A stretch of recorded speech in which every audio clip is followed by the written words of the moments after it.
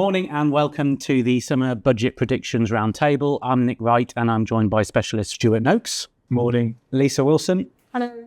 Adam Bonnell. Hello. Daphne Hemingway. Hello. Gordon Bust. Hello. And Sam Stent. Hi. So after a summer of slower growth, stubborn inflation and tighter funding conditions, business owners and individuals are looking for clarity, and hopefully we're going to chat about that a little bit today. I'm going to start off with Stuart because you've got some impacts from last year's budget. Yeah, thanks, Nick. I've got a slide that I prepared immediately after the budget last year where I plucked some information from this great big document that gets published by the Office of Budget Responsibility immediately as soon as the Chancellor sits down. And it summarises the changes in certain items of tax revenue. These were projected over a 5-year period following the budget.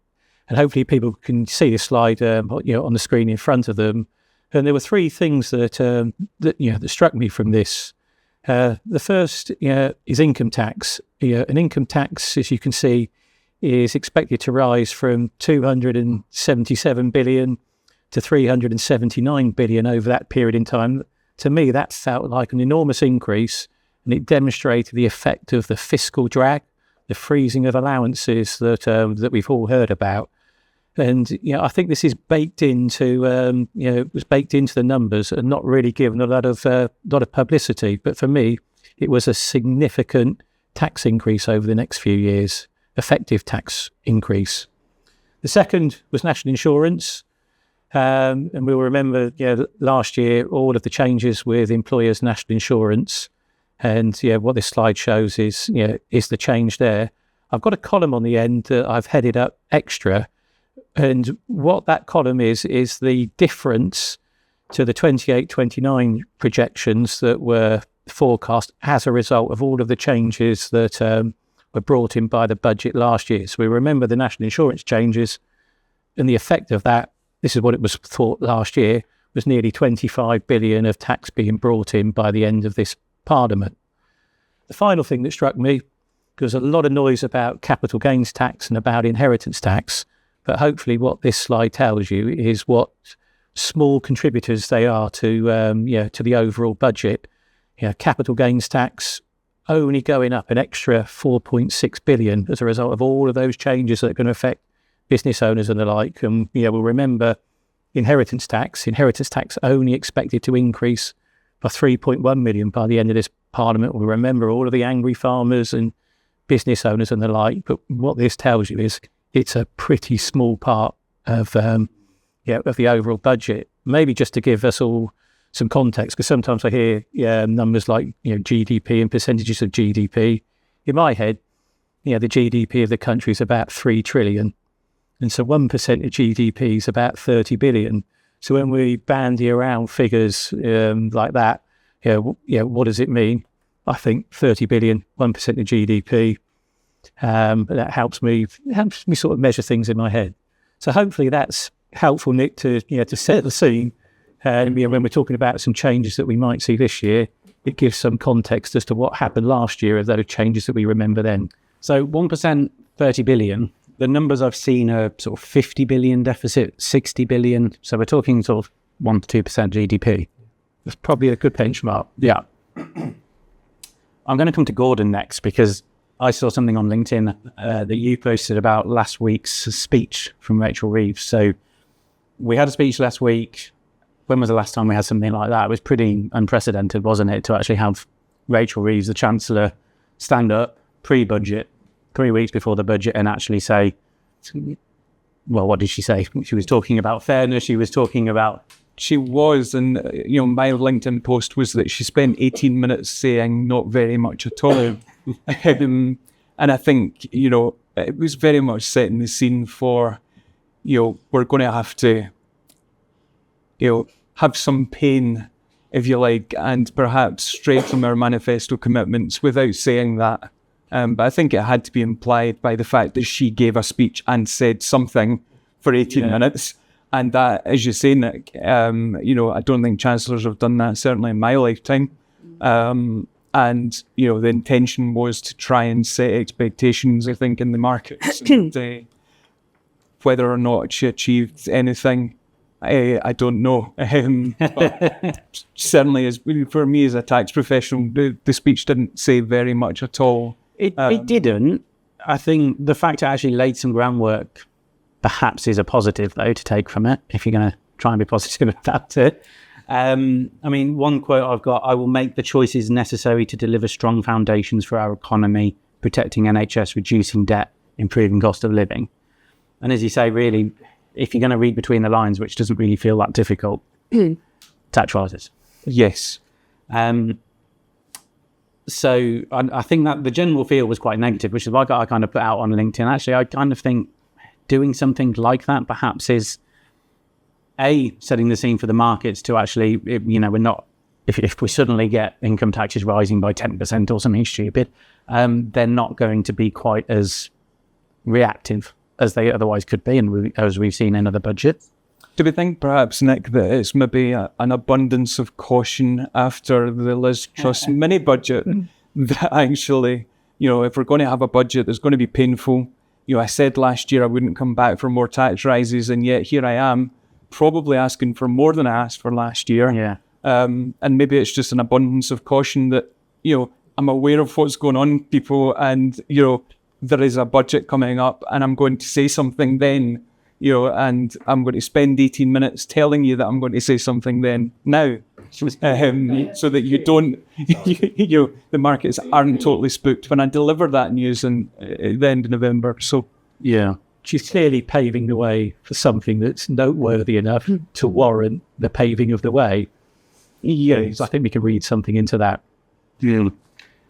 So I think you mentioned briefly the manifesto pledges as well. So the key pledges were: we will not increase taxes on working people, which is why we will not increase national insurance, the basic, higher or additional rates of income tax or VAT. Let's have a little vote. How many people think that pledge is broken? Sam's the only one saying that pledge is not going to be broken. That's I interesting. think it's already been broken by the national insurance on for employers. So not having any additional taxes on working people, in my opinion, is already. I thought that the last time. The problem is that people say, well, it's kind of the letter of the law versus the substance, isn't it?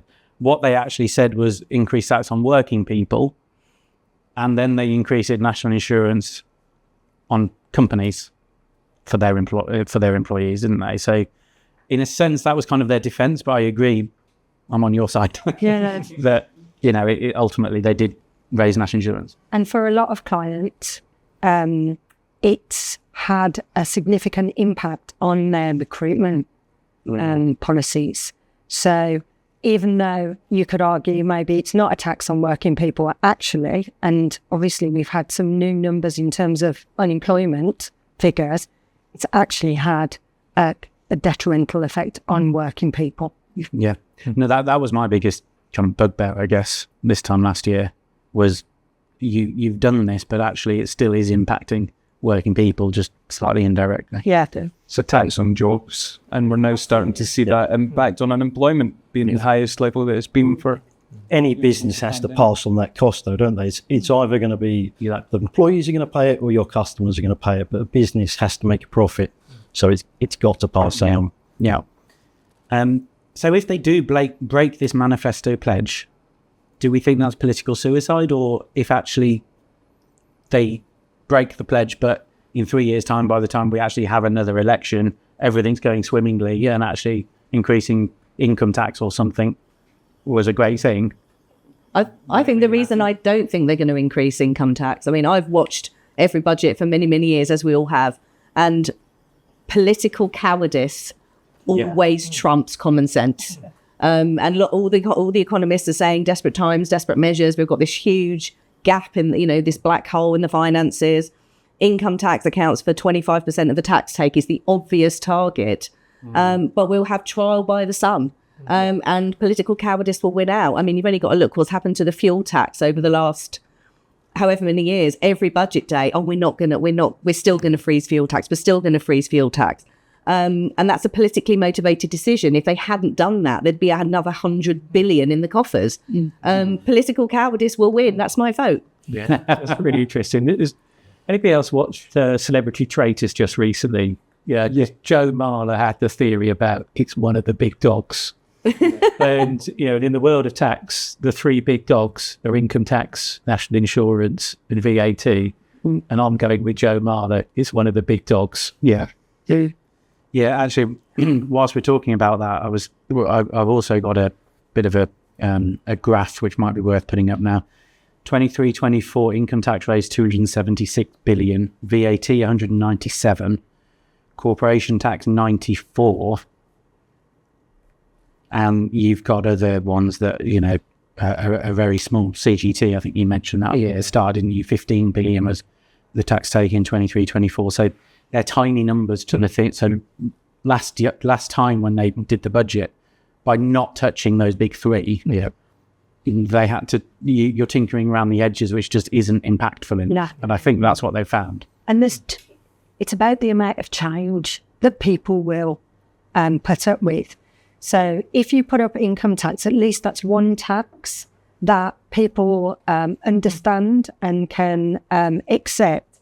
What we've had over the last couple of months are a continual kite flying of, we're going to put NIC on property income, we're going to have a mansion tax, we're going to, put up various taxes that will only chip away at the deficit and create an awful lot of change. So you're creating change without much impact, without much revenue raising. And so I think she has to put up income tax. I think people have already accepted that she's going to do it. And what really, I just wanted to get on with it. I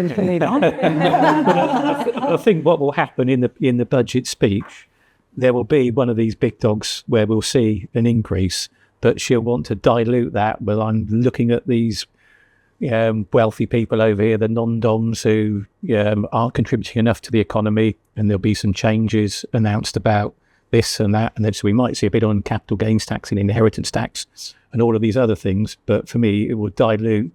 They're there to dilute the message that the big dog is coming. Because that's what she was talking about last week, wasn't it? That we've all got to bear the cost kind of thing, which does suggest that they're even bringing in lower earning individuals and lower. And I think, as much as I said she didn't say very much, one of the things that she did say, Nick, and you've touched on it exactly there, was we will all play a part. We all have a part to play.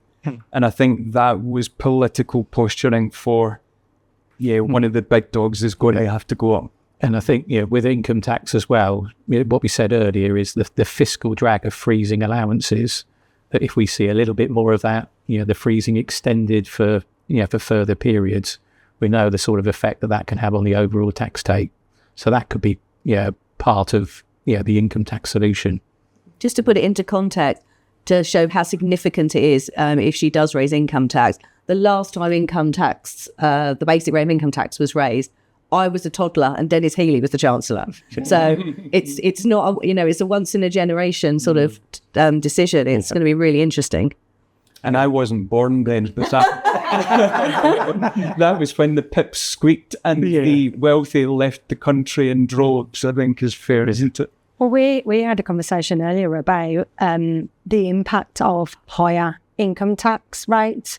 And one of the suggestions is work less. So if you're falling into a tax bracket where your rate of tax shoots up significantly, then those particular people are going to look for different ways to reduce that tax liability, of which one of them might be, work 4 days instead of 5, take extra holiday that's maybe not paid.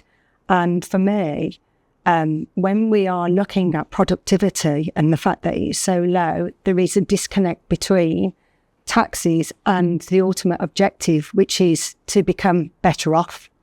And that's where I don't feel like they're making the connection, and there isn't enough of a plan whereby if they came and said, we are going to do this, we're going to put up income tax, we're going to put a tax charge on pensions, we're going to raise IH2, we're going to have an exit charge. That is acceptable to a population if you explain why you're doing it and that it's not forever, that there is a light at the end of the tunnel. And that is the bit that's missing for me.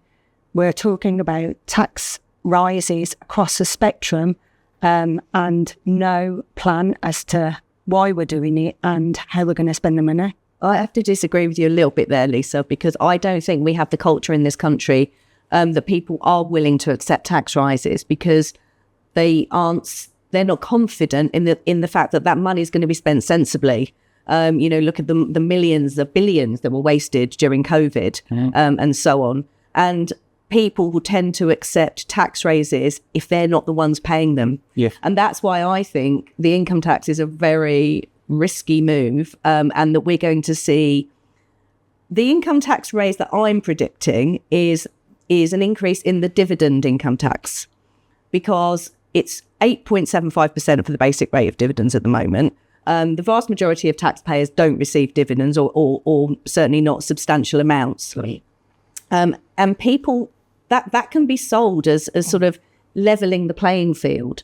And I think we could see changes like that coming in. I think we're going to see, but otherwise it's going to be stealth taxes where people are possibly paying more, the fiscal drag, the freezing of allowances that are going to raise a lot. But without them really realising that they're paying more taxes, because I don't think people are willing to accept it.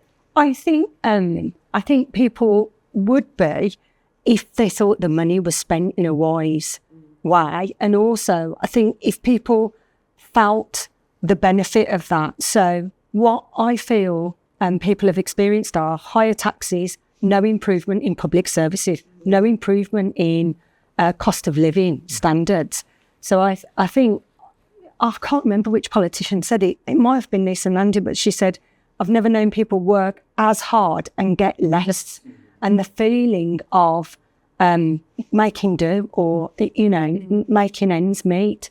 So I think everybody wants a decent road network. Everybody wants great transport. Everybody wants a functioning NHS. So if you could link the two together, I think people would be okay about paying taxes if you spell it out for them. But that's not what we're getting. We're just getting tax rises and no plan. I think that's the problem, isn't it? You need to build a trust with people. So you probably do need tax rises. You need the growth and you need the trust. But I don't think, kind of agreeing with you, Sam, I don't think you can get the trust until you actually show the growth. I think if you just say, we'll do this and then this will happen. And, this time last year, we're going to do this. We were all about growth. And now we're sitting here saying, actually, no, we need more than that. The deficit's even bigger. I think that's absolutely what you say there. The budget last year and Labour's manifesto was all about we're going to deliver growth in the economy. And this was a budget, last year that was intended to deliver growth. What we've seen is the growth hasn't come. Now, I'm a believer that if you want to discourage something, then you tax it, smoking, increase the duty, drinking, increase the duty. It discourages that sort of behaviour. But if you want to encourage something, then you subsidise it. And that might be reducing taxes as a form of subsidy. So will we see somewhere in all of this some new policies that are intended to kickstart growth again? Because if it didn't happen last year, can we do something this year that's going to correct things and get us back on course again? So we might see something somewhere in all of this where there are some tax reductions that are particularly focused on delivering growth. Yeah, I was actually going to say that tax rises aren't the only way to raise revenue. Yeah. If you do things like subsidise and introduce release for certain things, then the growth comes. And even though you might have a lower tax rate, which is kind of this whole point of like the Laffer curve, isn't it? Which said, at some point on the curve, you've got the peak where the tax rates generate the most revenue. Yeah. That is knowing where that is on that curve, because if your tax rates are too low, then you're still climbing the curve, and if your tax rates are too high, you're going down the curve. I think we should probably put a slide. We've all heard that about capital gains tax. Yeah. That if your capital gains tax rates are too high, then you actually get less revenue because people don't sell the assets that generate the tax. Exactly. Behavioural change. HMRC published an interesting paper that looked at the expected impact of increasing capital gains tax. And they predicted that putting 10% on capital gains tax would cost the Exchequer $2 billion a year in the short term, which I thought was interesting. And you talked earlier about those IHT numbers and how in the great scheme of things it didn't raise very much, but the changes that to business property relief, what they've meant for my clients are when we're looking at valuation, when we're looking at a business and we're trying to assess the risk to those clients of IHT, it's not just a case of you've got an asset that's worth this and therefore your IHT will be Y. You've got to understand the liquidity. So the IHT might only go up by 3.1, but I've got to take that money out of the company in order to pay the tax. So then I'm triggering another tax. Effectively, I'm paying 2 taxes on the same amount. So it's not just about what the impact of one change is. You've got to almost follow it through and understand, actually, there's multiple changes, that are created by maybe just one policy. I'd absolutely agree with that, because if you get a change like that, it's a big change for quite a small number of people. And you've got to assess, what that small number of people are going to do. And if you're going to be taxed, on the value of your estate when you die, you were encouraged to reduce the value of your estate. So it means giving away your ownership of the company, or doing something like that, and that can disturb the balance that's in a business, and so that you then the product that you might get at the end of it all is an unbalanced business because you've got the wrong people owning the business. Bad for business, bad for growth. So you run a risk that is a potential outcome. So less incentive for businesses to invest to grow, because if you're expecting that 50% business property relief, it's still 20% inheritance tax. So where's that incentive if your business is worth £3 million today, and you know that if I grow the business another £1 million, 20% is going in inheritance tax? Well, I might not put in that extra effort. It comes back to, and I'll use as the example, few people have sympathy if you're earning 100,000 a year. But in Scotland, because we've got higher rates of income tax than we do in the UK, you pay a 70% tax rate between 100,000 and 125. Now, who pays that? That has an impact on everyday life? Doctors, dentists.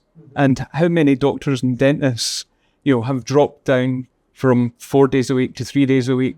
And that has an impact on everybody, because the demand for healthcare has never been higher. And yet you try and sign up for an NHS dentist, you try and get a doctor's appointment, and it's because, work-life balance, if I get to 100,000 a year and working that extra day, the government's going to take 70 pence in the pound. I'm just going to stay at home and I'm going to spend time with my family and my kids. And, and that has an impact on everybody, whether they're earning 100,000 or not. Discourage people from working harder or more. Yeah. And that, unfortunately, feels like where we're at with taxes. You two describe it at an individual level, but it's, if you take that from a business owner's perspective as well, the magnitude of that decision not to invest and grow my business because the tax system has encouraged some behavioural change in business owners, it could be huge. So hopefully, somewhere in all of this, there is a bit of a reset. And going back to what you were saying, Nick, will we see some innovative ideas that will stimulate growth in the economy? I think for me as well, again, going back to the last budget, it feels like business owners have been attacked quite a lot with the business property relief changes that we had. Even the NI increases, and obviously that wasn't on the business owner, but it means now business owners are thinking, how am I going to grow this? But as you say, Gordon, do they even want to anymore? Yeah. And the other thing I was going to say, Gordon, about your point on the thresholds and doctors maybe sort of stepping down from 4 to 3, we also had what they did with pensions, didn't we? That we kind of lost doctors just because they thought, well, there's no point me working anymore because putting money into pensions and the lifetime allowance and things, which I think they reversed now. But so there's all of these things that they do are going to impact on it's a careful balance of the policy, isn't it? You want to encourage behaviour, and the only thing in my view that shouldn't be within that decision is the politics of it, which is kind of, I felt like that's what Rachel Reeves was saying last week, that she was actually saying, yeah, this is all about, regardless of the political agenda. Now, coming back to that trust point, she says that, but ultimately, the Labour Party want to carry on sort of in the longer term anyway, don't they? So there is always going to be a balance, although in my personal view, the politics should be the lowest of that scale of what really matters when you're setting a budget. Okay, so the other thing I thought we'd do is, we've talked about there being a deficit, 50-60 billion. As we're going through these different types of taxes, what could be done? What are our predictions? How are we going to make 50 billion out of this? So we've talked a lot about personal tax. So let's kind of summarise where we've got to with personal tax. 2p or not 2p? That is the question. And that's my favourite line of today. Okay, so do you want to explain the 2p point and what's been talked about? Okay, so there's lots of different options that have been flying around, as we all know. So 1% on basic rate, that would cost your ordinary working person up to £377 a year. Anyone earning over 50 grand would sort of get the maximum hit on that one. 2% on the basic rate. Just looking at the people with the broadest shoulders, that phrase has been used a lot. So maybe just increasing the higher rates. But the simple fact is there are just less people in those bands. So putting a 1% on the 40% rate is only going to raise between 1 and 2 billion compared to sort of 6 or 7 billion by changing basic rates. If you increase the 45% rate, the amounts are, 100, 200 million. It's almost not worth worrying about. There's talks about, increasing across the board. So if you put 1p on, instead of having 20, 40, 45, we went to 21, 41, 46. Somebody earning 35 grand a year would pay £224 more.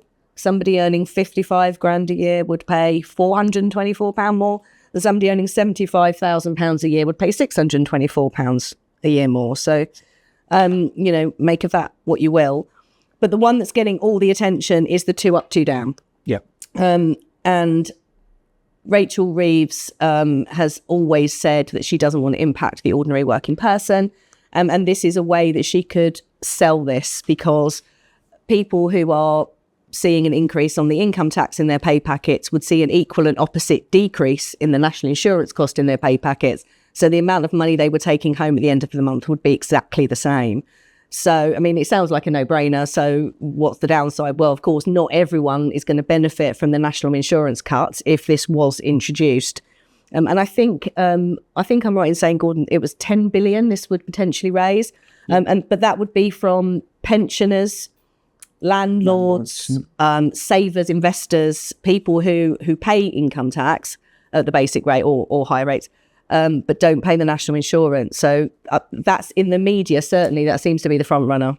And I think, cutting back to the politics, as Nick said, because the sad reality is that is the number one focus. And with poll ratings as they are, I think that will continue to be.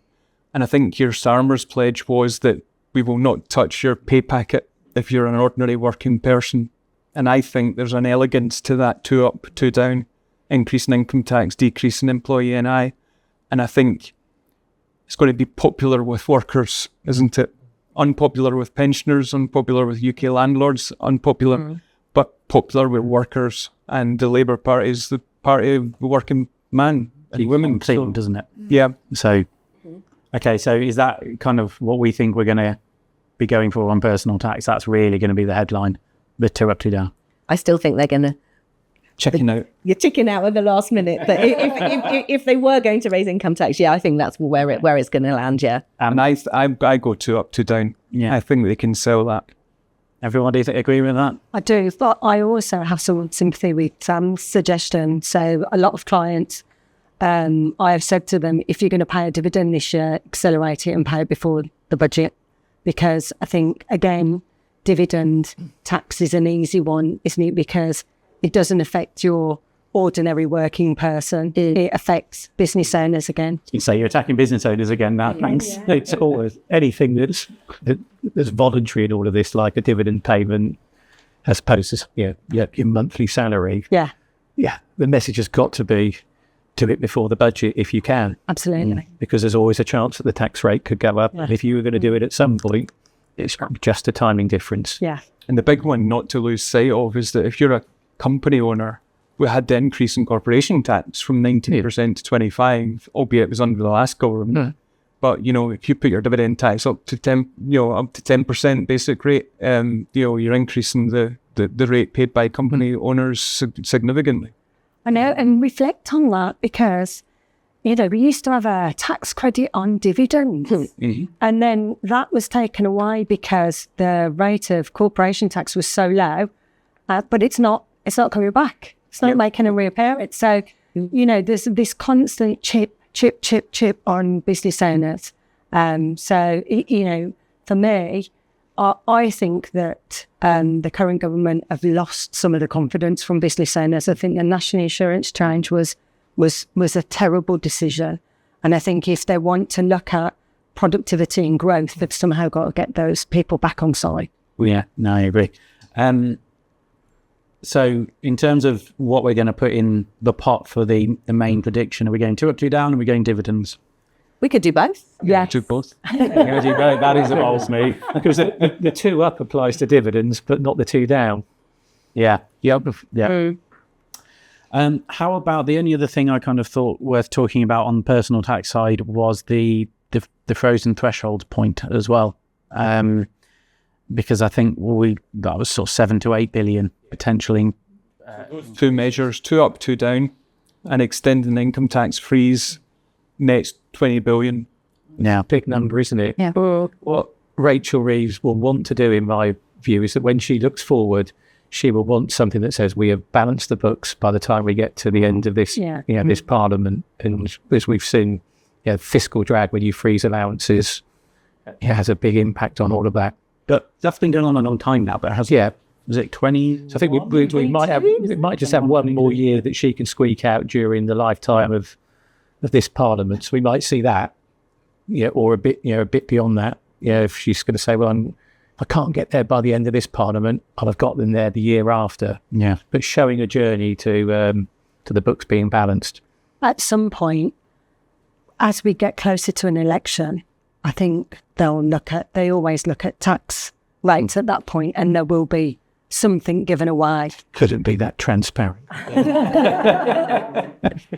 It's worth actually just so to touch on so we've arrived at 20 billion we think we can get from personal tax changes, which isn't too far away from 1% of GDP. Now, every other measure that I've looked at raises between 1 and 2 billion. That's only 10% of what personal taxes could raise. So it really is tinkering around the edges and creating enormous complexity in the tax code.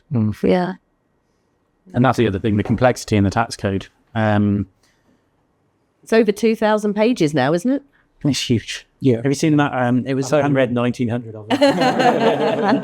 It was Andrew Hubbard, who's the editor-in-chief of Taxation magazine, I think, put something on LinkedIn, which was in the late 60s. It was about this thick. The legislation. Now it's like that kind of thing. It's absolutely ginormous compared to what it was. Yeah. And I wasn't going to talk about it on this roundtable, but I was thinking, actually, what we really need is reform in quite a lot of different areas, like capital gains tax. But we'll get on to what you were saying earlier as well about other ways to raise revenue that isn't necessarily putting rates up, and tax simplification has got to be one of those, surely. But I think that's one of the biggest things that people don't like. It's not necessarily the tax rises; it's the lack of understanding because of the complexity that we've got. But and we did have the Office of Tax Simplification, and that's disbanded a couple of years ago now, hasn't it? So it's not exactly an easy thing to do when you're in the position we're in now. But and I think bring that back to predictions,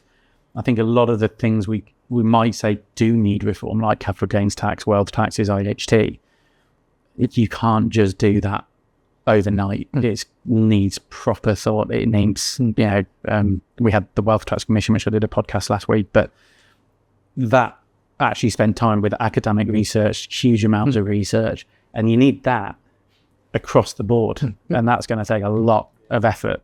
And consultation. Yeah. Remember the days when we had consultations? Okay, so we've talked personal taxes. Maybe we can get 20 billion, which is probably our best effort. Should we move on and talk about property? There's a couple of sort of things floating around in the world of property, isn't there? Yes, the big one that's in the headlines is potentially doubling council tax for bands G and H. Yeah. And I think, council tax is devolved in Scotland, so that's decided separately for Scotland than it is in England. But that's going to have a massive impact where you can have potentially big £100 million apartments in Mayfair paying less tax than a property in the suburbs, which seems grossly unfair. Even as a Scotsman. Council tax. Yeah. Well, the number I've seen banded around there, that was a pun because it's council tax banded, but the number I've seen banded around is 4 billion for that.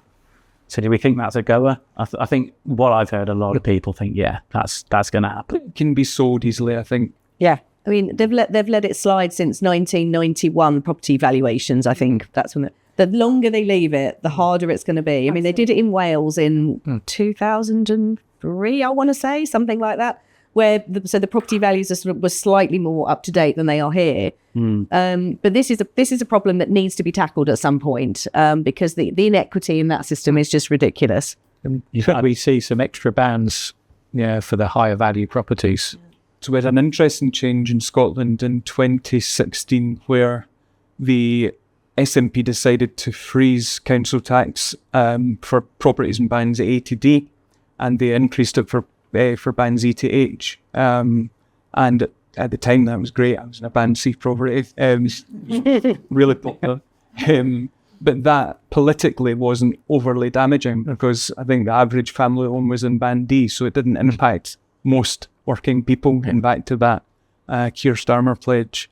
But people in band G and H, your average working man will have little sympathy, I think, for doubling council. Yeah, but I agree with Sam that it's an archaic tax. It's something that, as you say, it's based on valuations that are 34 years old. Yeah. I mean, that's just crazy, really, isn't it? Which is where the inequity comes. So I'd be interested to know what percentage of properties actually are in band H. Because surely most of them are now because of the inflation of property. Aren't most properties in band H now? I think it depends where you are in the country. Yeah, of course. In the south, an ordinary house is going to start at 500,000, but you can still in the north buy something for 100, 200,000. Yeah. So it's just huge disparity across the country. Yeah. And is that fair? If you're in a house in the south and a house in the north, if you stay in that house and you never sell it, you're paying a higher rate of council tax than somebody else without really being more wealthy. No, indeed.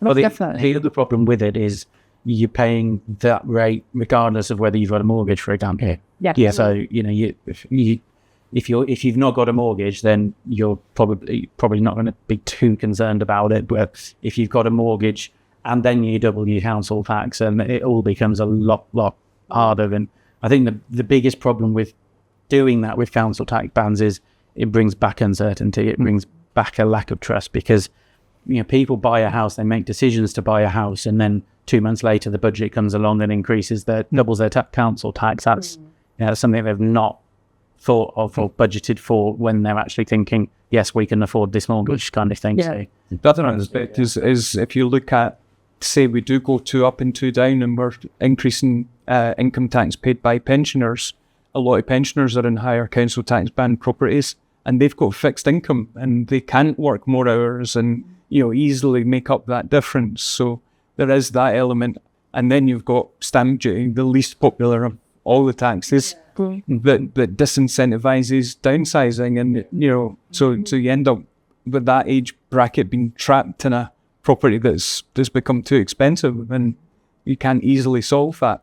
Do you think we could see stamp duty and council tax just being binned and just have a flat rate property tax at whatever percent that might be on the value of your property? isn't that what the Conservatives want to do? They want to scrap stamp duty. There was a consultation into stamp duty on shares, for example, but again, to do something like that without giving it enough thought and enough research, I just can't see it happening this budget. I'm not saying we shouldn't have it. Just saying I can't see it happening. I don't really know of any tax that is as unpopular as stamp duty, because you don't get, when you pay, you don't get any credit for it. So, that would be It's a huge disincentive for people to actually move house, buy another house, and, youngsters trying to get on the property ladder. The stamp duty element is a huge factor that to save up for before you actually can buy something. Yeah. There's another old adage that every £1 spent on the construction industry generates £3 for the economy. Again, I don't know how true that is, but we all know that you might say Britain needs to get building. I think the politicians have been saying that. Yeah. And what's the barrier at the moment? You have developers who are just sitting on land and not building houses because they don't think that they can make a profit with costs of construction being what they are at the moment. And uncertainty in the market. Can people afford to buy what the builders are producing?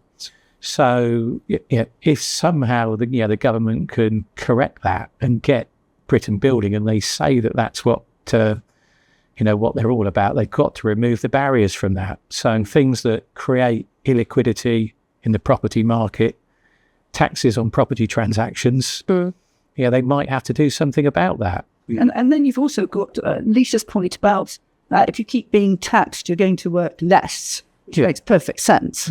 The opposite, if it means that you can buy a house or you can get a bigger house, you could, you're going to work harder because there's not that barrier to actually, moving. To provide the encouragement, the incentive and in the economy. Older people, a lot of older people are going to have a family house, maybe 3-4 bed house that they now no longer need, and there's no incentive to help them get into something smaller, downsizing. And if there is a mansion tax, there's going to be even less incentive. I think a lifetime SDLT limit would be good. So that would sort of, as you say, maybe a couple of outgrown their home could sell it, buy a new home without paying SDLT, because you have a lifetime limit of whatever it is, and that would encourage a bit of movement in the market, I think. And I don't know what happened to first-time buyer relief, but we seem to have kind of neglected first-time buyers these days. And it's really hard touching on for increasing personal taxes. It's difficult enough to save your 10% for deposit without also having to save an extra 10 grand for stamp duty. 2p increase on your savings income. Makes it even more difficult, doesn't it? And it's So property, have we got any? Do we think it's going to happen? Council tax? I think we're getting. I think you'll see some council tax increases, but maybe some relief to encourage liquidity in the property market. And Myra's 5 feels like something's interest relief on your mortgage. So years ago they used to give you relief. Yes. Quite capped about 30,000 at the time. So that's that would need updated. But something like that I think would be quite interesting to see. I don't think they'll do it now or even in the next few years, but something like that. Well, it's interesting because a lot of European countries still do that. So, I've got friends that are paying, 50% tax, but actually they've still got more money in their pocket because it's actually going offset against the mortgage. Which again encourages working harder, more building. Everyone gets better off. Yeah. And the other tax, obviously, that's out there mentioned is the mansion tax. And I think that the talk is that potentially, effectively, main residence relief might go for higher value properties. But higher value there, and the range is between £500,000 and 1.2. So, mansion applied to that level of property value seems, again, wrong. But depending where you live, a studio flat in London versus your mansion in Scotland. I think, there's this stagnation with the property market. So we're not building enough. We're applying more taxes. We've got looking at property investors, taxing them higher. Renters, higher or greater renter rights. So you're squeezing all the markets, so people are going to really struggle to get onto the property ladder because you can't buy it, you can't sell it, and you can't pay the tax on it. And of course, we've now seen Bank of England have frozen base rate at 4% until the next meeting, and the impact that that's having. I've got a friend that's moving. They came to the end of the lease in their property, and their rent's increasing in Glasgow from £950 a month to £1,450 a month. Yeah. So you imagine, that's £500 a month extra that you could have been saving towards your deposit for your house. So £6,000 a year in rent. Yeah. Big societal issues. Perhaps we should go back to the window tax. That's fair. Yeah. Clearly, a mansion, if you've got, 16. That would be a mansion tax then. Yeah. No, absolutely. That's a fair way of doing it then, isn't it? Because you've got £500,000 mansion up in Scotland versus... Wasn't the window tax in for 100 years or something? It was in for a long time. Yeah. I mean, I know it was. Those houses, that the higher you got from the street, the windows got smaller, which is a little thing like that. Sort of place I'd be living in. So property, what are we saying? We're saying council tax is probably going to change, which will be 4 billion. I think the increase in income tax rate, will impact landlords. So It definitely. So the mansion tax, they're predicting that the increase in tax type will be between 1.2 and 4.2 billion, which is an enormous range. And I'm imagining that will depend on whether they go in at 500,000 or whether they look to apply it from I think they might have to rename it from mansion tax if they go in at half. Exactly. Yeah. Okay, let's move on. What about what I tend to refer to as wealth taxes, which is CGT, IHT, taxes on wealth. CGT, I think I said, looking at the figures that are actually raised through CGT, 15 billion, not huge in comparison. So are we going to see much more on CGT, do we think? I don't think so because of what you said earlier. It's always up on the duck shoot, isn't it? CGT.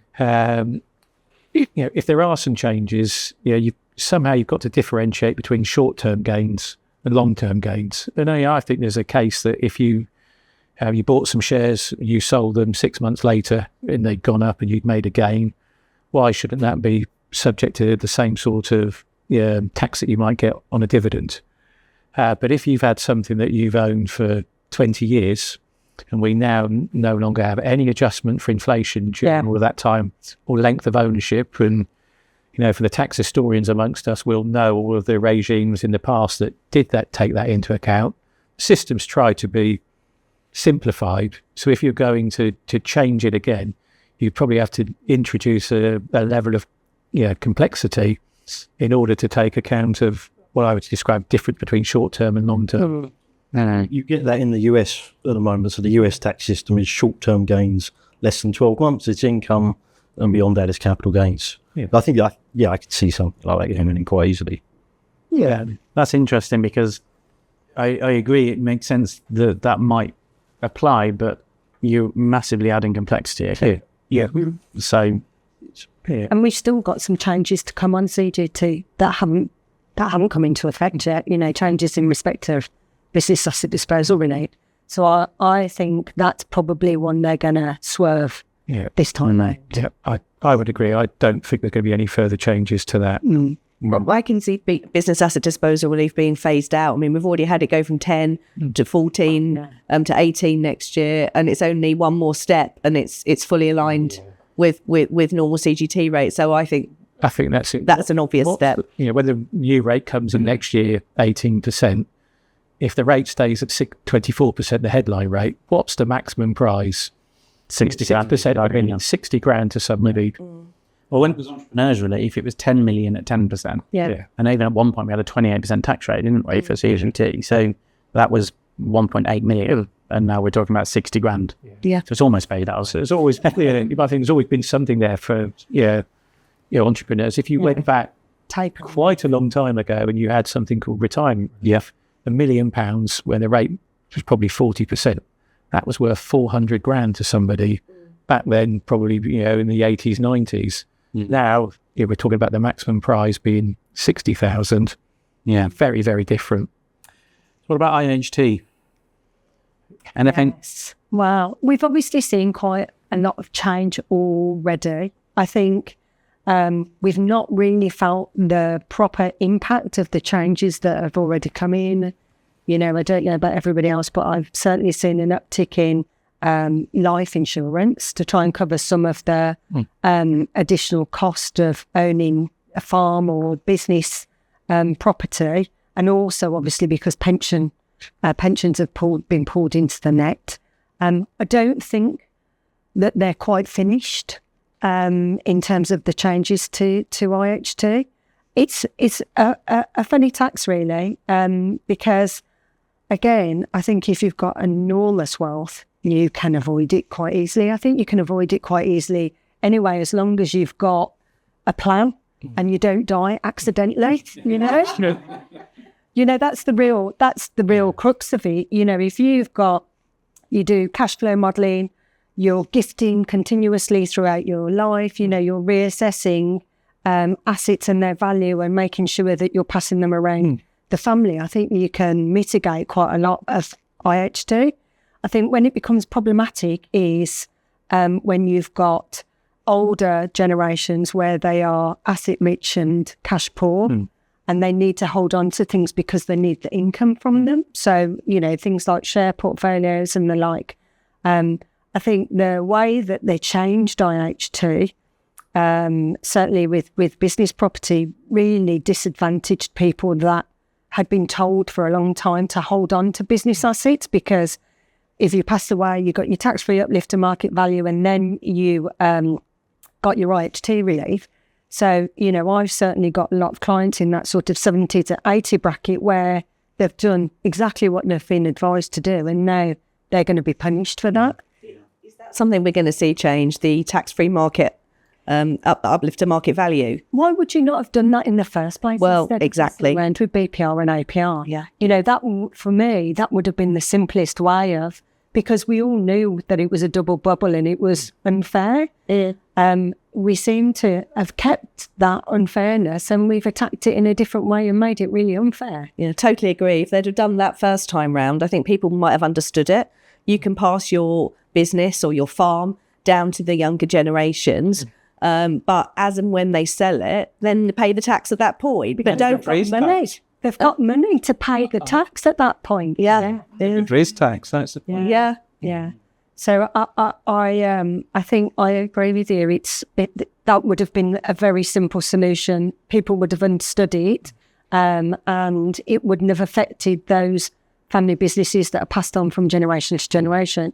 And my real sympathy is with farmers.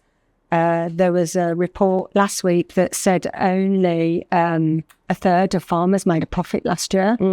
So you might have an asset which is quite valuable if you want to sell it into the property market, but actually if you want to keep farming it, you know, you've then got a liquidity problem. You know, so it's how are people going to deal with that? The trouble with all these capital taxes is that they are, I can't say easily avoided, but people will change behaviour to avoid them.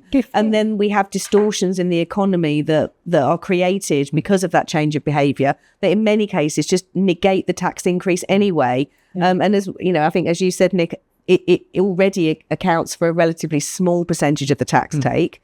And if you put the changes through, A, they're unpopular, B, people can avoid them, and C, there's other impacts that sort of counteract them. So it doesn't make sense to look at those, I don't think. But coming back to my first point, where if you accidentally die or you, for whatever reason, have to sell at the wrong time, you're going to be punished for that. And that, again, it's not fair. Yeah. And I think... Sorry, no, yeah. I think the one thing that I've struggled with was how they thought that there would only be 2,000 estates affected by these changes. We're talking about any family business, not just farms. I mean, farms are the ones who've been protesting, but it's every family business. And, you know, speaking from my experience, many of my clients, if they were to have an accidental death tomorrow, would have a scenario where they could not pay the inheritance tax and their business would have to be sold. Yeah, if it's the really valuable businesses, the disturbance that you would cause to that business as a result, I mean, that could have a huge ripple effect to the economy. The whole point of BPR was not to have a fire sale if somebody accidentally died, and we've come back to that. It will be very difficult, I think, for bereaved families to be able to find the liquidity to pay tax on significant business assets without actually having to sell them. Well, the one part that they seem to have missed is they say, well, you can pay it over 10 years in interest-free instalments, but that needs to be paid out of taxed income. Yes. So if you take, let's say, a £10 million inheritance tax bill, that's £1 million a year, and you're going to have to pay income tax to get that out the company, say. So that's £1.5–2 million of company profits just to pay the inheritance tax. Absolutely. I mean, it's difficult. I think the problem with inheritance tax as well is there's not an immediate impact when you make some of these changes. It doesn't happen overnight. But so on that basis, are we going to see much change, do you think? Do we have an actual prediction for now? There was a couple of things that we haven't mentioned. I mean, one is the fiscal drag in all of this. The nil rate ban for inheritance tax has not changed. I mean, Lisa and I were talking about this before. We couldn't remember when it changed. My guess would be something like 20 years. 2000, is it either 2003, 2008, something like that? Very, yes. There's the fiscal drag, in all of that. The other thing that I've read about in the press is the possibility of extending this 7-year rule for gifts to 10 years. And again, I can't see that happening because it's not really going to balance the books in the next 4 to 5 years. What is the point? So I think there's just noise. We were talking about the US, and they've got a lifetime gifting allowance. Yeah.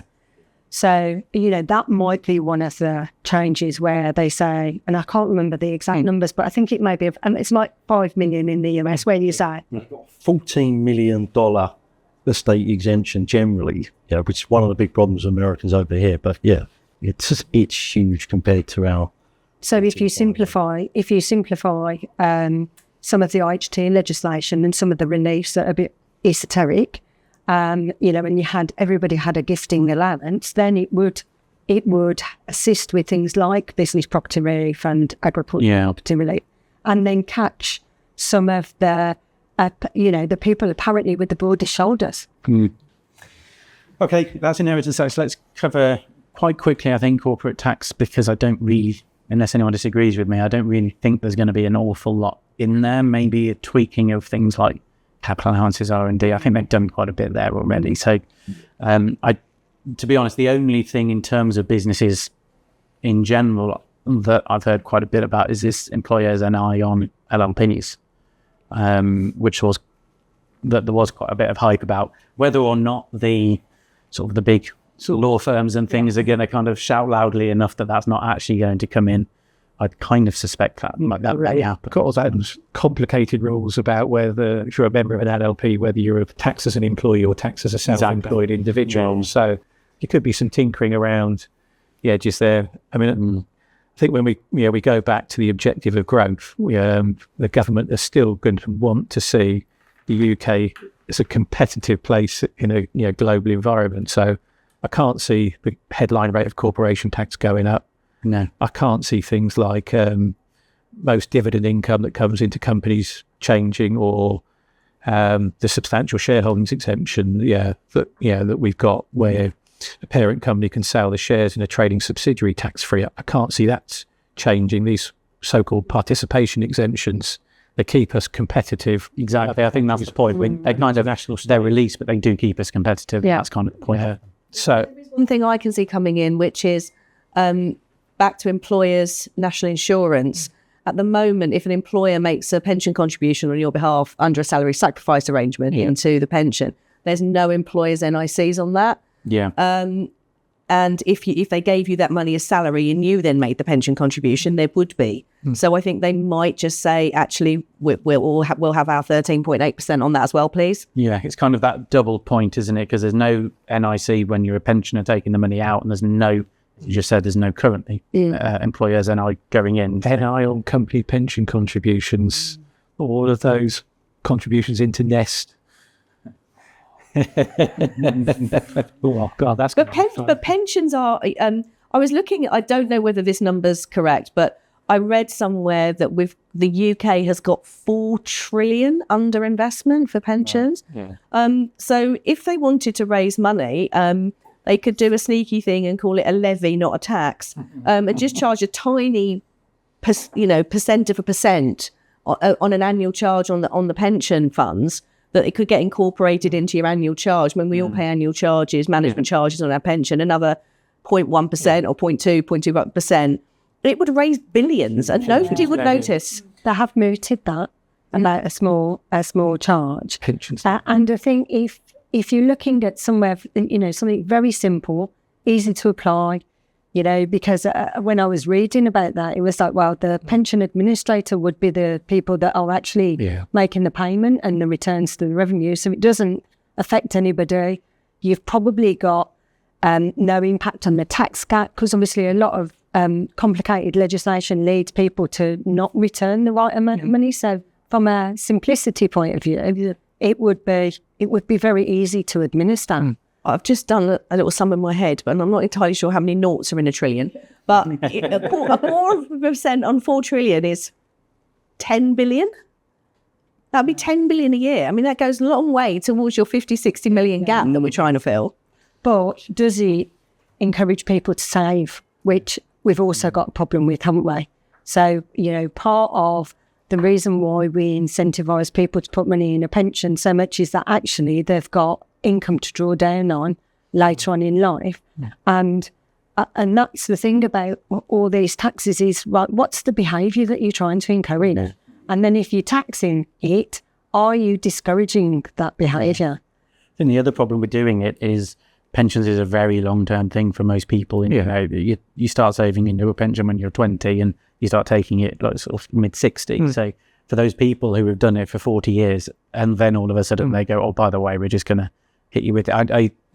Maybe it's not too bad because, as you say, it'll be a tiny a fraction of a percent. But even so, it's not, I don't think it'll be received very well. And I think that's the biggest problem with it. And I think that's part of the problem with bringing pensions into the IHT regime. Because a lot of people who have saved had a legitimate expectation that they could draw down that money and that it would pass the beneficiaries tax-free. And now, part of the issue with pensions is they're so inflexible. So, again, if you're caught and you're at a certain point in your life, and you've got an enormous pension pot, our advice is you've got to spend it, keep it. But then that's an income tax you're generating, and some people are of an age, they're never going to be able to draw down on that pension without it significant tax liabilities. So, I think pensions have been bashed enough.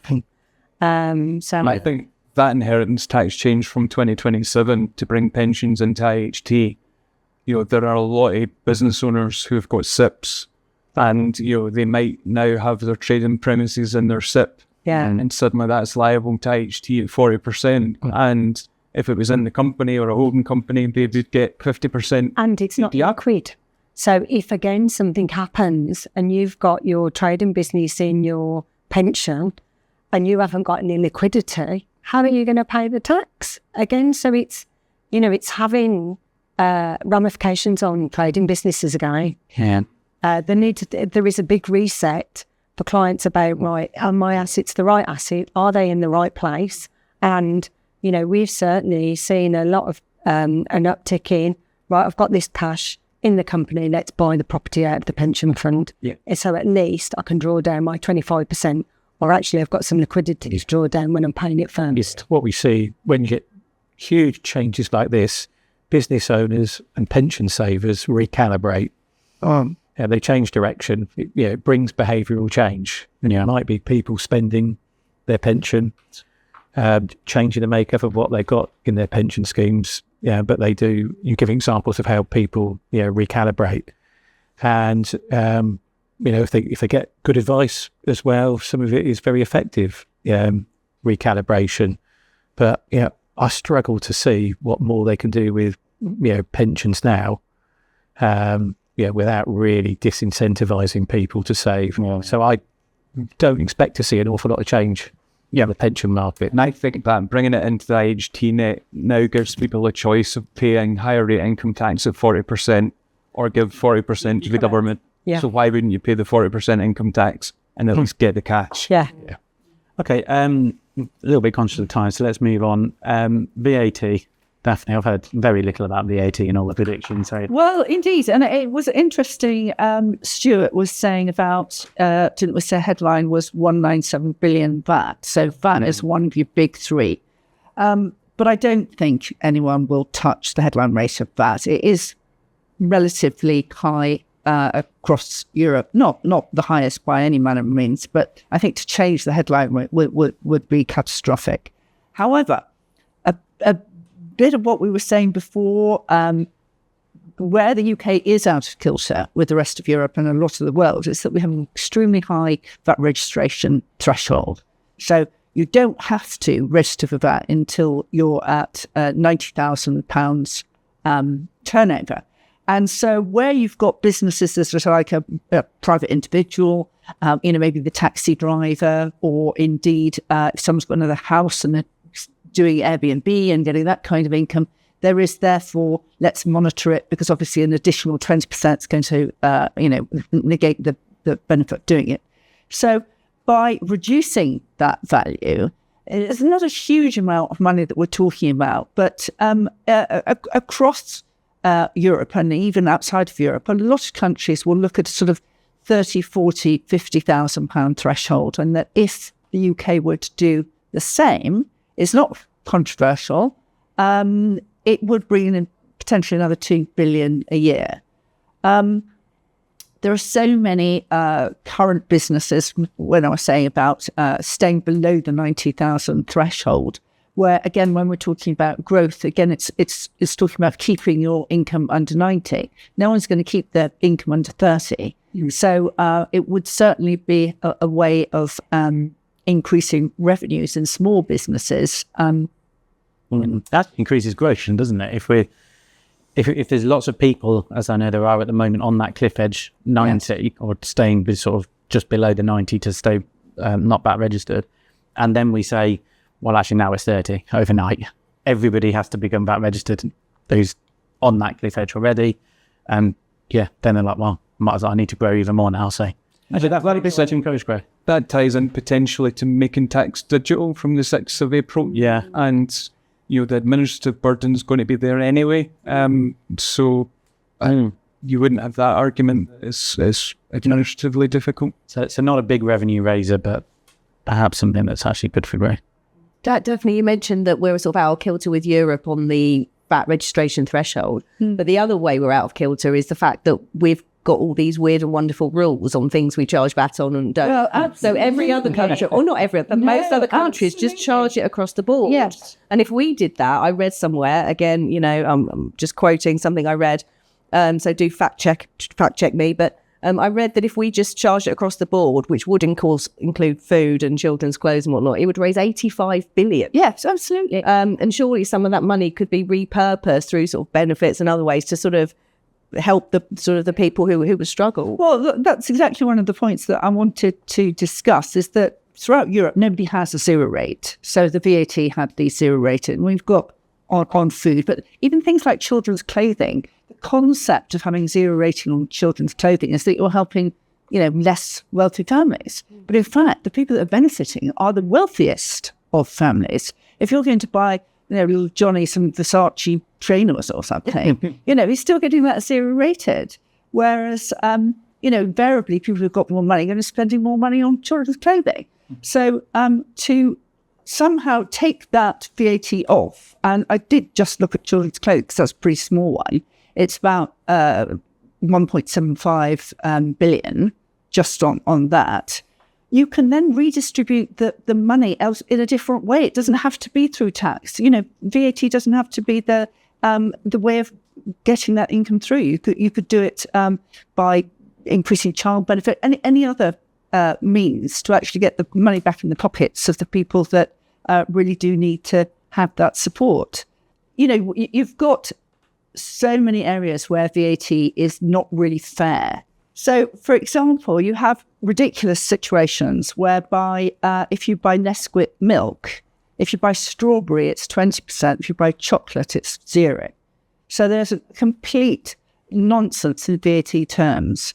It comes back to the simplicity point as well, doesn't it? The more complicated you make the systems, the less likely it is that you're going to sort of be successful in collecting the tax. No, indeed. Loads of business owners have a nightmare with their tills, don't they? Just programming them. And Yes, exactly. And I think the thing is I'm advising clients the whole time where they have made mistakes and have got large interest charges, penalties, etc. But they're actually really quite complicated VAT accounting, and it's quite easy to make a mistake. So definitely, if I have a mix of strawberry and chocolate in my milkshake, what's going to happen? It depends if your milkshake is iced or not, Oh my! or whether it's made of yogurt, or whether it's hot.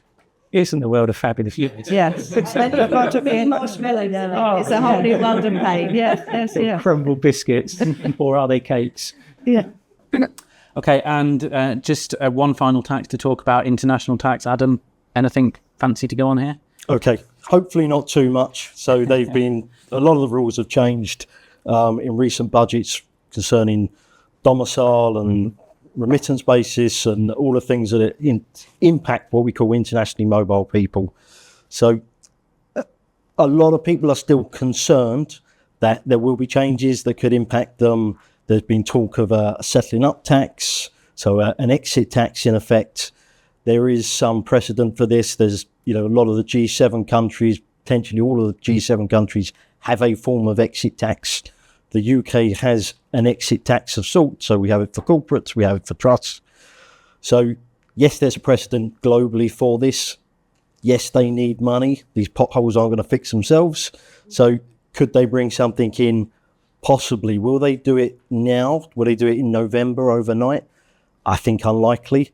Would they do it from next April again? I think unlikely, because it's a very complicated tax in that it has an interaction, obviously, with international aspects. So you've got somebody leaving the UK and you make them pay an exit tax on a deemed disposal, and that's typically how it works. You're treated as having sold your assets, and you pay out equivalent to a capital gains tax. And then you go to somewhere like France and you actually sell that asset, and then you've got a double tax. And although we've got experience of this, so lots of countries have an exit tax. Canada's a good example that we see in practice quite a bit. You leave Canada, you pay a tax, you come to the UK, we give you credit. Under the treaty, we give you credit under UK rules. But it's not necessarily that each country is going to have that within their treaty. So there's a lot of work, a lot of sort of tying up to make something like this effective. It also potentially says if you've got an exit tax, when people come to the UK, you've got to give them a step up in basis, which opens up some sort of planning opportunities and potentially means the government losing out on a bit of tax they could take. So would they do that? I don't know. It sort of swings and roundabouts. You make some, you lose some. So, it's something to keep an eye on, but it's not something I see coming in overnight, and probably not even in the next sort of 3 or 4 years. I think they probably tinkered with these type of individuals enough. What we did see is when they changed the remittance rules and the domicile, a lot of people have already left the UK. And of people I spoke to, the motivation wasn't income tax or capital gains tax. The biggest expat population in the UK is Americans. And actually, if you manage that process carefully, there is no double tax. But the IHT was too much for many of them to bear. We spoke earlier a little bit of the $14 million exemption in the US compared to the $325,000 in the UK. They just couldn't stomach that. And then, the other big population of Australians, they don't have an IHT. So those people have largely left already. So bringing in an exit tax, that's shutting the barn door after the horse has bolted. So I've put my head on the line. I don't think it's going to come in overnight, but, we will see. So I think that's one of the big things that people are concerned about. As I say, there's a number of reasons why I don't think it's going to come in. The other thing that has come up quite a bit, topical, is sort of a citizen type tax regime. So something like America, where if you were a British citizen, we'll tax you wherever you are in the world. Again, France has sort of floated the idea of this for very wealthy people on a 10-year tail. So again, there's starting to be a bit of a precedent. All these countries, they need money. We're going to tax people as much as we can. I don't see the UK bringing this in. Politically, I don't think it's a great idea. So I don't think they'll do it. But also, I don't think it raises much money. So again, when we look at the US as an example, if you look at Americans in the UK and a lot of sort of similar economies, because they're party to a double tax treaty with the US, it means you pay UK taxes, the US give a credit. And actually, there's not much tax in the US for Americans overseas. And the same would apply here. You know, we're not a tax haven, but you know, the countries where people are going to, there probably wouldn't be enough tax to be raised to warrant that huge administrative burden of monitoring every single citizen all over the world. And, you know, in my experience, HMRC are on their knees right now, you know, trying to deal with who we've got here. So, again, I don't think the citizenship is on the tax is something that we've got to worry about right now. It's, you know, it depends. If we see this expanding throughout Europe, I think it's going to become a real conversation. But I think, as I say, the tax is probably not enough there to warrant that kind of planning. Other things that I think might happen, maybe not in this budget, but in future, is withholding taxes. So due to the nature of the UK's residency rules, you know, they're very prescribed, and for certain people, it's quite easy to sort of, you know, pack your bag up, leave the UK, and, you know, you're not a resident from this date, or you're not a resident from the end of this year. And, you know, we've all seen people go overseas and they've got a company and they take out a dividend, and, you know, even with sort of relatively little planning, that dividend can be tax-free. You know, potentially they've got to be out for 5 years, but actually could be out for 3 years, could be out for 1 year. There's a lot of planning around that. And the UK's reasonably unique of economies of this size where we don't have a withholding tax on dividends. So if you look again to pick America as it's a sort of common example, if you get a dividend from an American company, 15% of that tax is going to the IRS. And I think the UK could bring in something similar. So look, right, you go to, you know, all right, you've gone off to Spain and you've gone off to Italy, you're taking advantage of these regimes, we're still going to tax you at 15%. Something like this could be brought in without sort of fiddling too much with our treaty network, because the framework's already there. So again, it's not an overnight thing. It's not going to happen in November, but it's something that I think is going to be on their agenda. And it's a kind of way of picking up the tax without going too heavy-handed on the exit tax. So that sounds quite feeling out. So when you talk about dividend withholding tax, profits that are distributed and stay in the UK with, you know, because a UK taxpayer receives that dividend, get taxed. Profits that get distributed to somebody outside the UK, we're not getting any tax on that at the moment. Yeah. I think it's unusual. So there's a lot of other, you know, you don't look too far at all. France, Germany, they've all got these concepts. So I could see something like that coming in. You know, it all depends how much money they need to raise. So how successful some of these other regimes are. The other sort of thing, I suppose this is just, you know, again, my experience of speaking to people about some of the reliefs that they brought in last year for the non-DOMs, and there was something referred to as the TRF, where essentially if you were a non-DOM and you took advantage of this favourable regime, you had offshore income and gains and wasn't taxable in the UK if you left the money outside the UK.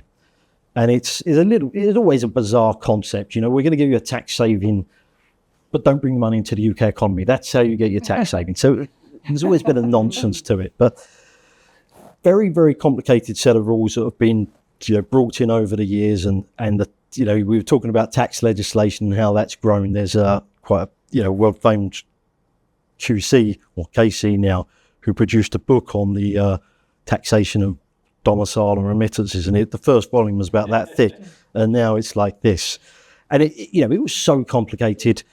It was ripe for change, and I think, you know, some of what they brought in was quite useful and helpful. Some of it wasn't. But one of the things to ease this burden anyway was we're going to encourage people to bring in this foreign income gains sitting offshore, bring it into the UK, and they talked about saying we're going to do the carrot or the stick. So they started with a carrot, and the carrot was 12%. Bring it in and you could pay 12%. We don't actually care what it is. So it could be income, it could be gains, it could be capital. You may not know what it is because the rules were so complicated. Unfortunately, the rules they brought in are still quite complicated. And the majority of people that I've been speaking to are, well, okay, I could bring this money in and pay 12%, or I could leave it offshore and not pay 12%. So I'm going to leave it offshore.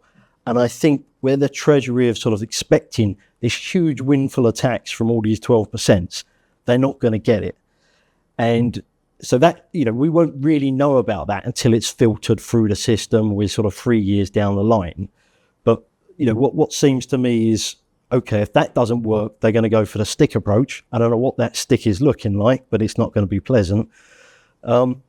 Maybe there's an opportunity for them to be a bit more creative here. So, for example, if you had an offshore fund, if you were to invest that into UK government bonds, so if you had a 2% 5-year gilt, invest it in that tax-free, comes out the other end, and you've got capital in the UK. So whether they can sort of try and address two issues at once, get the money into the economy, let's get some cheap government borrowing. They just need to be a bit more creative and think about, what are these investors looking for? They want to protect their money.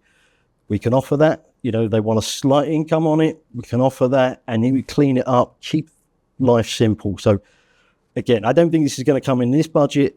I think we're going to see over the next few years how well this TRF does. I think they really need to be a bit more creative about trying to get money into the UK. You said something, Adam, that I think dispels a myth, which is that people will leave the UK if tax goes up.